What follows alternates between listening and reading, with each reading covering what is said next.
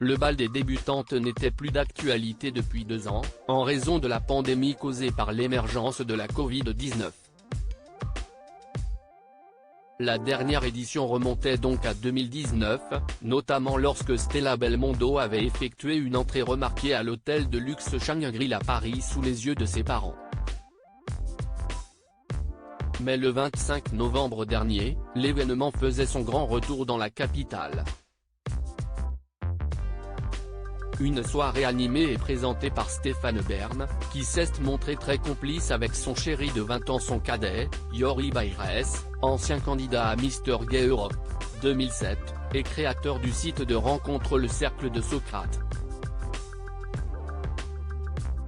Un couple que l'animateur de France Télévisions avait officialisé en juin 2021 à l'occasion de la Marche des Fiertés. Les deux tourtereaux étaient parfaitement assortis dans de très élégants smokings noirs, comme le veut la tradition.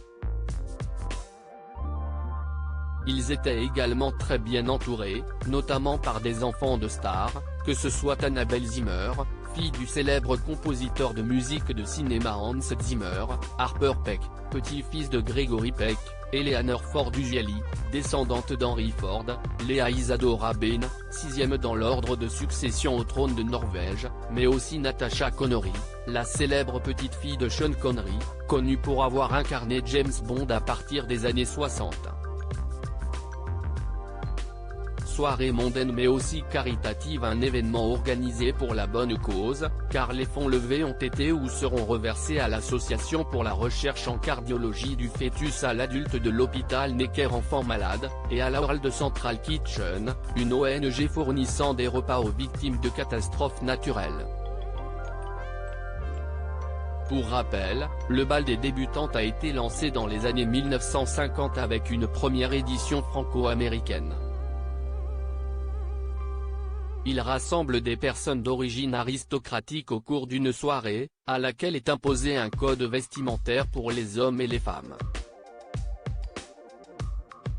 Si la version du roi George III avait pris quelques rides, Ophélie Renoir avait réussi à la dépoussiérer dans les années 1990.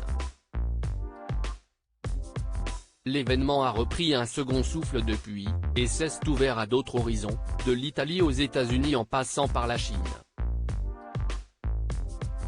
Il attire notamment désormais les plus grandes personnalités du cinéma, notamment de Hollywood.